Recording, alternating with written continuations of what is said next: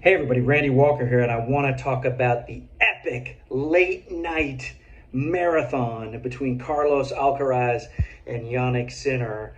Carlos Alcaraz winning 6-3 in the fifth set in 5 hours and 15 minutes, the second longest match in U.S. Open history, concluding at 2:50 a.m., the latest finish ever at the U.S. Open. And saw some commentary on Twitter. You can follow me at Tennis Publisher, but a lot of commentary on Twitter on why was this match played so late? This is terrible for tennis, and this is so terrible. And why don't they only have one match at night? Blah blah blah blah blah. So anyway, I want to talk a little bit about that. I think.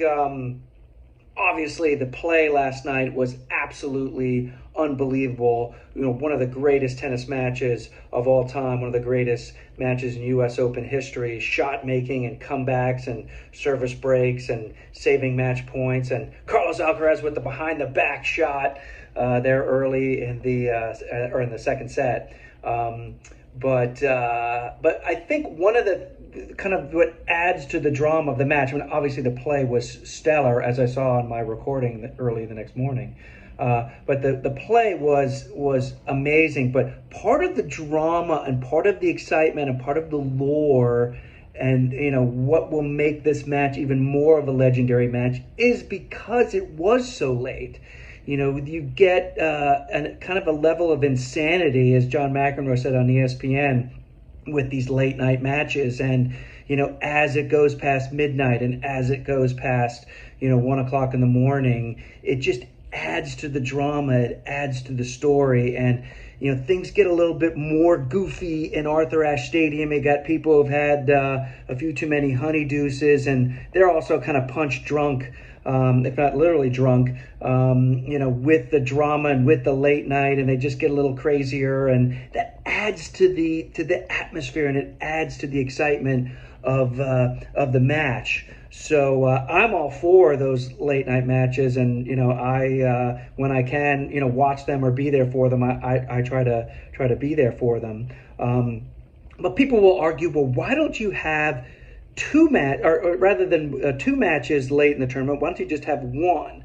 But you really run a risk if you have one match, like a one men's singles quarterfinal or one women's quarterfinal, etc. You really run the risk of what happens if it's 3-0 retire? What happens if it's 6-0, 6-0? What if it's 6-1, 6-2, 6-3? Those have happened, in the past. I remember there was one year when Novak Djokovic, won an easy match, and John McEnroe had to come out of the booth to give fans a little more entertainment. So you really are running a risk by having, only one big-time singles match. That second week of the U.S. Open is really prime time, big ticket buyers. USTA raises a lot of money with those tickets that, goes back into the game and helps promote the game, across the country. So those second week night matches are very important to, the consumers. Late night tennis, I mean, it's the drama. And I remember the 2001 quarterfinal, another quarterfinal between Pete Sampras and Andre Agassi, which is also regarded as one of the greatest tennis matches of all time. That was all tiebreakers, no service breaks. And part of the drama was it was the stroke of midnight, and that's just when Pete and Andre started the fourth set tiebreak, and there was a standing ovation from the packed crowd there, and that just adds to the drama. But you really have to protect those night sessions. I was looking through my book On This Day in Tennis History, and in 1953, the last day of the tournament, Maureen Connolly won the women's singles final in 43 minutes, and then Tony Trabert played the men's final just after that, and that was an hour. So you had an hour and 43 minutes of two singles finals. So, that can't really happen in today's tennis with television, sit downs and so forth. They didn't do changeovers. They just, changed sides, but there was no sit down during the changeover. So That's not going to happen. But you do run a risk of having a blowout match or a retirement. There also was a famous match where Marty Fish was due to play Roger Federer in a big night match, and due to his anxiety problems, defaulted the match at the last minute. So something like that could happen. Obviously, that's very rare. But also, the 2 a.m. matches are rare too. You can look at my story on WorldTennisMagazine.com where I outline all the matches that finished after 2 a.m. Excuse me.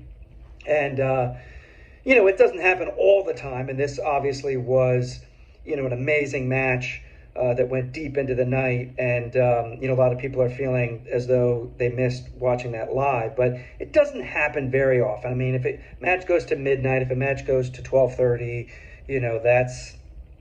it's not too terrible, but it doesn't happen very often. And on the flip side, it doesn't happen very often where you do have a match that's one-sided. But those ticket buyers in New York City for that second week, they want those late night matches, and they want two really good matches. I'm a big doubles proponent, so I think it would be great if you had a doubles match in there maybe. But anyway, that's what the ticket buyers demand, and that's what they're going to get. So I think that late night matches at the U.S. Open, it's part of the culture, part of what makes the U.S. Open great and unique, and it's New York, and it's the city that never sleeps. So bravo, great drama last night, and that's just a little bit of my commentary on late night matches at the U.S. Open. And you can follow me on Twitter at Tennis Publisher and read some of my articles at WorldTennisMagazine.com, and you absolutely cannot be without my book on this day in tennis history, which you can get wherever books are sold, where I document a lot of those great U.S. Open matches. So, Randy Walker, over and out from Vero Beach, Florida. This is behind me is the poster that the USTA staff gave me to commemorate the years that I worked at the USTA and the U.S. Open. 1992 as a temporary worker all the way. 1993 was my first year as a full-time worker, and 2005 was my last U.S. Open as a USTA employee. Actually, ironically, in 1993, my first year as the press officer there full-time, I was working the night shift and had to close up the press room and organize all the buses and so forth. And in 1993, they gave me 1 day off. They said you can have one night off, not day off, but one night off where you can, relax and so forth. And ironically, that was the night when Michael Pernfors and Mats Wilander played until 2:26 a.m., which was the long-time record that was eventually tied and then obviously broken with the 2:50 a.m. Record finish between Alcaraz and Sinner. So, little story there from my career. So, Randy Walker, over and out.